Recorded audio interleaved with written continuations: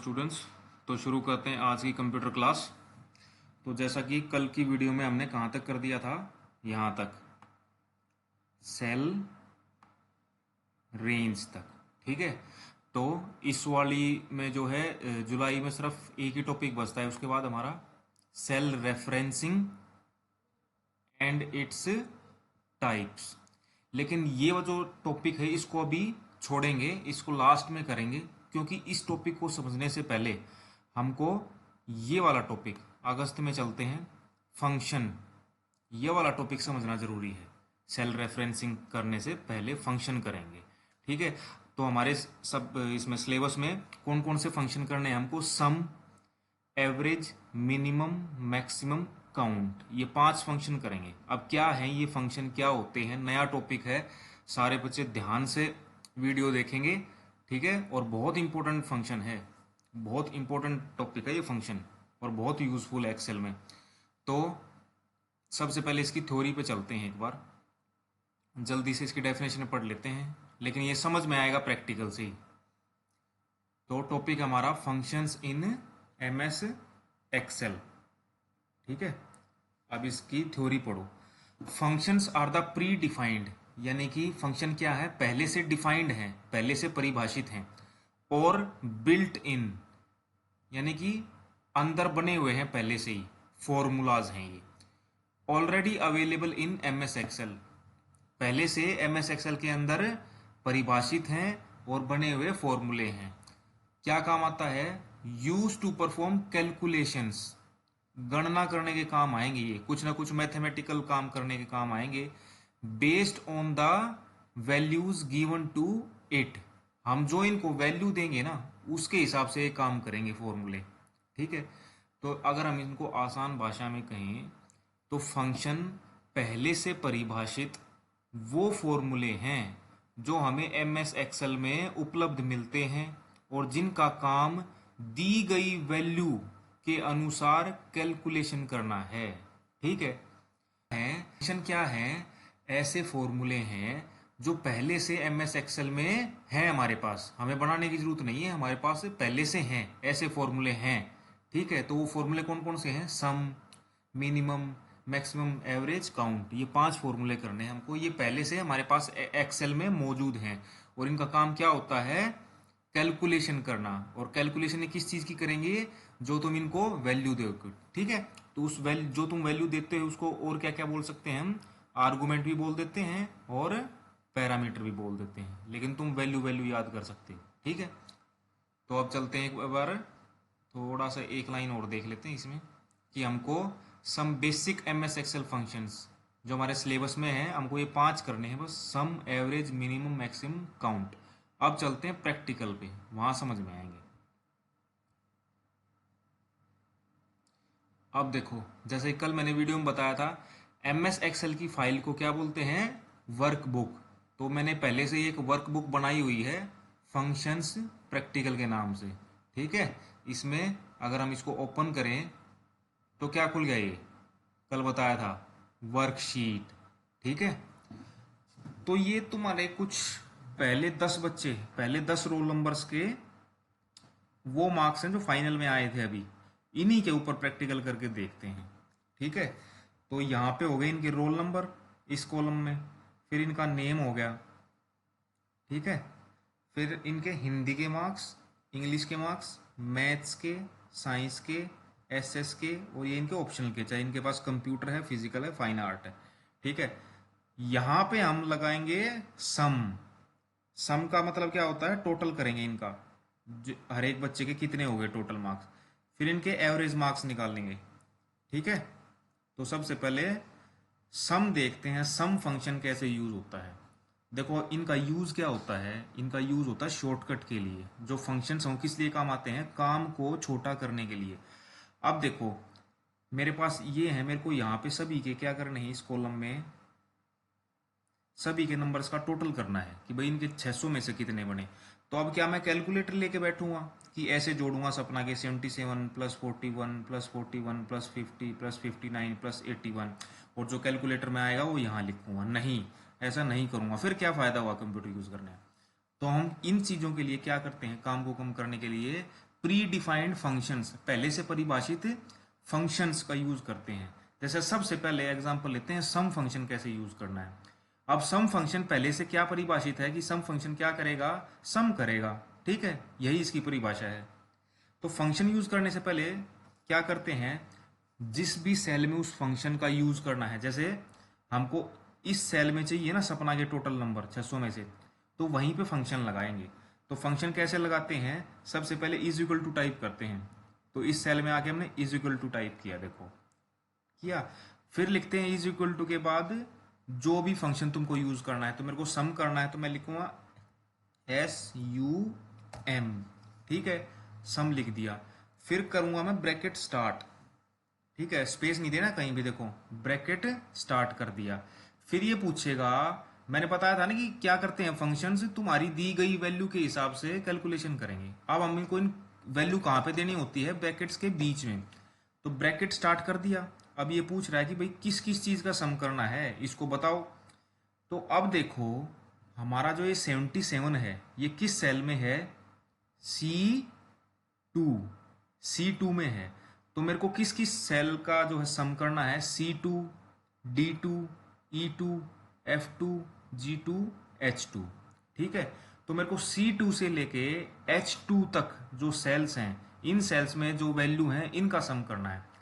तो मैं सम के सामने ब्रैकेट स्टार्ट किया, फिर लिखूंगा मैं C2 से स्टार्ट करके, देखो ये दिखा भी देगा, ब्लू में आ जाएगा कि भाई आप यहां से स्टार्ट कर रहे हो, ठीक है।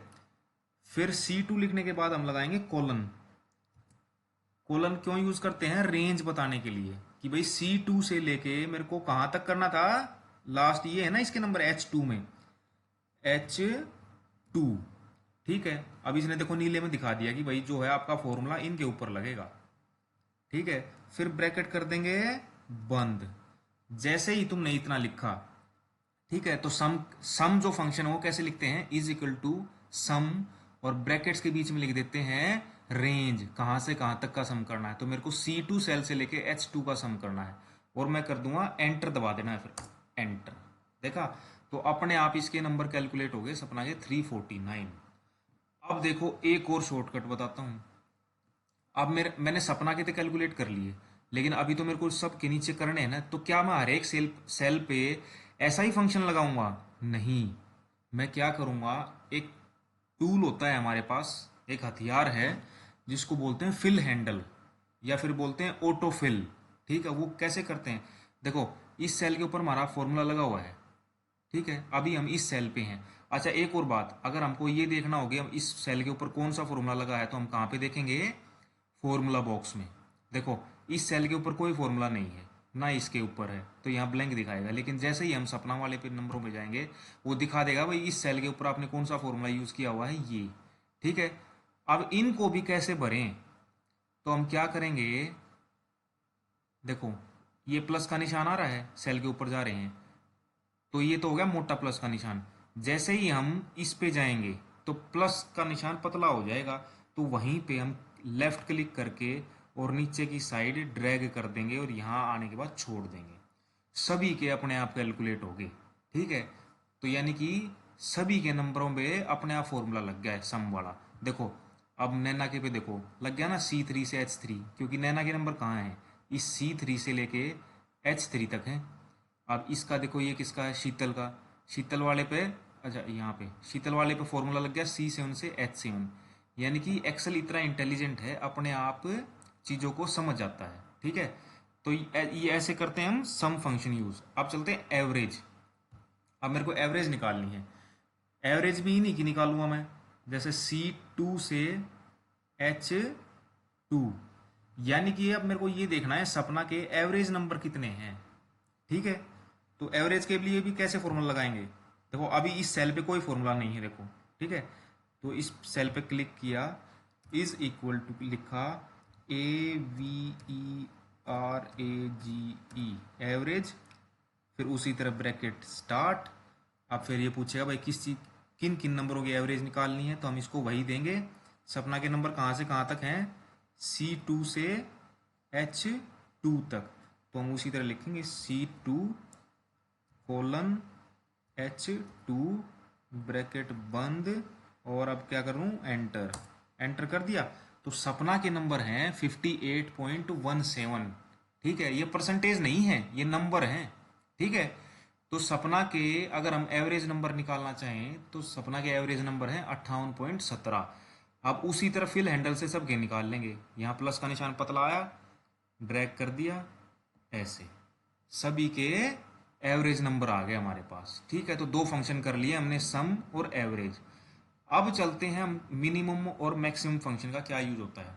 अब देखो, ये हैं इनके टोटल नंबर सबके यहाँ पे इस वाले में। ठीक है, अब मैं चाहता हूँ, अब मान लो तुम्हारे पास ये 1000 स्टूडेंट्स के होते। ठीक है, तो कैसे पता करते हैं कि भाई सबसे कम नंबर किसके हैं, उसके लिए मिनिमम फंक्शन, और ये पता करने के लिए भाई सबसे ज़्यादा नंबर किसके हैं, उसके लिए मैक्सिमम फंक्शन।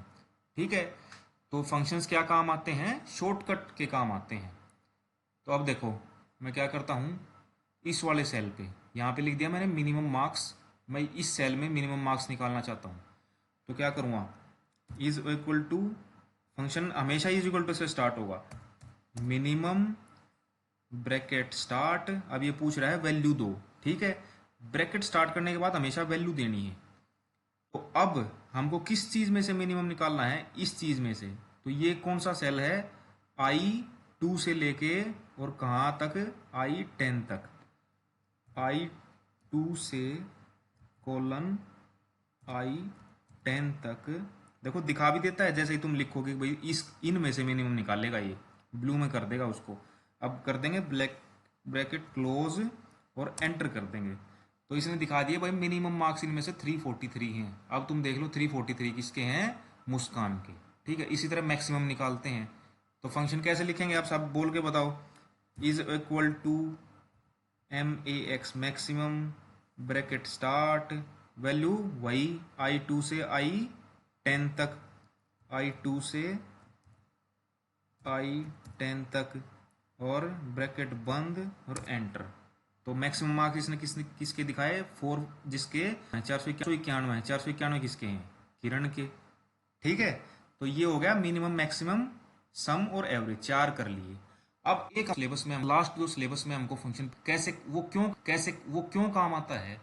अब देखो, हमने पहले 10 रोल नंबर उठाए थे, लेकिन तुम ध्यान दोगे, जैसा कि तुमको पता भी है सभी को, हमारे पास क्लास में 4 रोल नंबर नहीं है, 1 2 3 4 नहीं है, सीधा मनीष का 5 आता है। इसी तरह मान लो अगर तुम्हारे पास 1000 स्टूडेंट का रिकॉर्ड हो और उसमें से बीच बीच में से रिकॉर्ड गायब हो, तो तुम तो ये सोचोगे कि भाई हमारे पास 1000 स्टूडेंट हैं, लेकिन एक्चुअली में वो 1000 से कम मिलेंगे। जैसे अभी हम सोच रहे थे हमारे पास 10 स्टूडेंट हैं, लेकिन असलियत में कितने हैं, 9 हैं, क्योंकि एक रोल नंबर बीच में नहीं है। तो एक काउंट फंक्शन होता है जो कि गिन के बताता है हमारे को कि कितने स्टूडेंट हैं। वो कैसे काम करता है, जैसे हम इस सेल में निकालेंगे, यहाँ लिख दिया हमने टोटल स्टूडेंट, तो काउंट फंक्शन हम क्या करेंगे, is equal to COUNT bracket start. ठीक है, अब ये पूछा है वैल्यू, भाई किस कहाँ से कहाँ तक गिनूँ मैं, ये पूछ रहा है। तो हम इसको बोल देते हैं भाई तू यहाँ से गिन ले रोल नंबर से। तो पहला रोल नंबर कहाँ से स्टार्ट है, A2 से, और लास्ट कहाँ तक जाता है, A10 तक। तो A2 से कोलन A10 तक ब्रैकेट बंद एंटर। तो इसने कितना दिखा दिया, 9, कि भाई तुम्हारे पास 9 स्टूडेंट हैं। तो अब समझ गए ना सारे। अब ये पता करना हो कि भाई किस सेल में कौन सा फंक्शन लगा है, जैसे अभी तुम भूल गए भाई इसमें क्या लगाया था, तो इस सेल पे क्लिक कर दो और फॉर्मूला बॉक्स में देख लो। ठीक है, इसका भी पता लग जाएगा वहीं।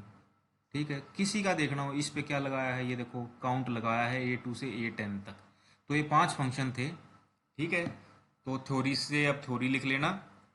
आगे एक एग्जांपल भी दिखाया है थ्योरी में करके, ये वाला अपने आप लिख लेना। ठीक है, सम का मैंने करके भी दिखा दिया है, समझ में आ जाएगा।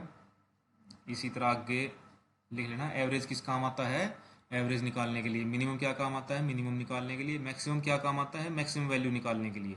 और काउंट क्या काम आता है, गिनने के लिए। ठीक है, तो अच्छे से वीडियो को समझ में ना आए तो दोबारा देखना है और नोट से देख के अपने कॉपी में लिखना है। Thank you.